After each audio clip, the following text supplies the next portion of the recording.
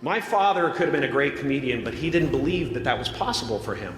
And so he made a conservative choice. Instead, he got a safe job as an accountant. And when I was 12 years old, he was let go from that safe job. And our family had to do whatever we could to survive. I learned many great lessons from my father, not the least of which was that you can fail at what you don't want. So you might as well take a chance on doing what you love. It's not the only thing he taught me, though.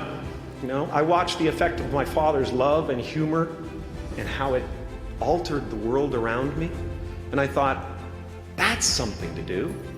That's something worth my time. It wasn't long before I started acting up. You know, people would come over to the house and they'd be greeted by a 7-year-old throwing himself down a large flight of stairs. They would say, "What happened?" And I would say, "I don't know. Let's check the replay." I'd go back to the top of the stairs and come back down in slow motion. It was a very strange household.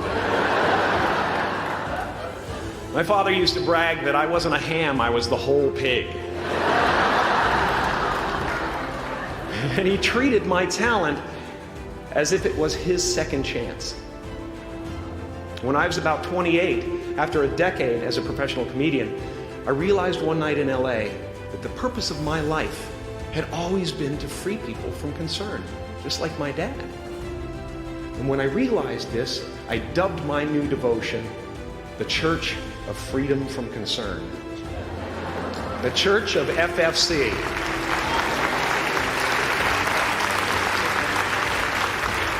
And I dedicated myself to that ministry. What's yours? How will you serve the world? What do they need that your talent can provide? That's all you have to figure out. As someone who's done what you're about to go and do, I can tell you from experience, the effect you have on others is the most valuable currency there is. Because everything you gain in life will rot and fall apart, and all that will be left of you is what was in your heart. My choosing to free people, from concern got me to the top of a mountain. Look where I am. Look what I get to do. Everywhere I go. I'm going to get emotional because when I tap into this, it really is extraordinary to me. I did something that made people present their best selves to me wherever I go.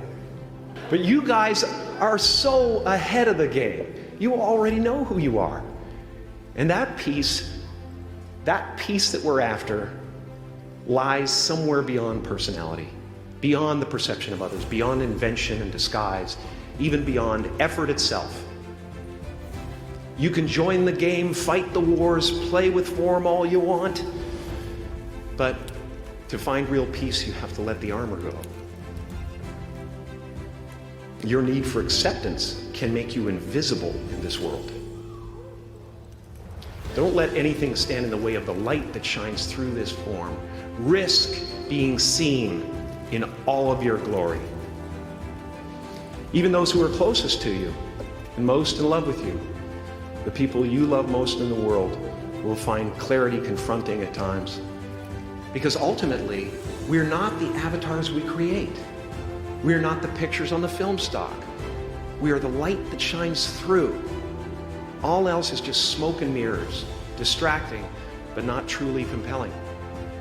I've often said that I wished people could realize all their dreams and wealth and fame, and so that they could see that it's not where you're going to find your sense of completion.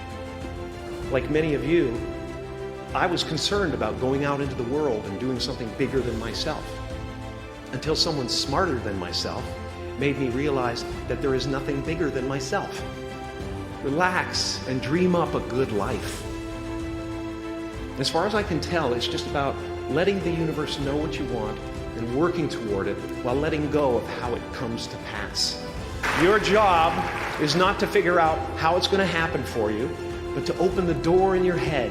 And when the door opens in real life, just walk through it. Life doesn't happen to you, it happens for you. I really don't know if that's true.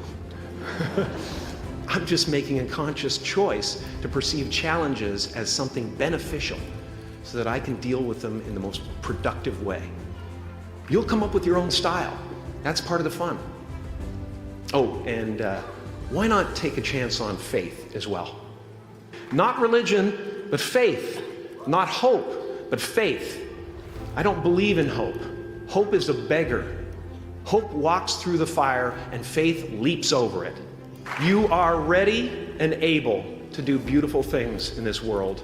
And after you walk through those doors today, you will only ever have two choices: love or fear.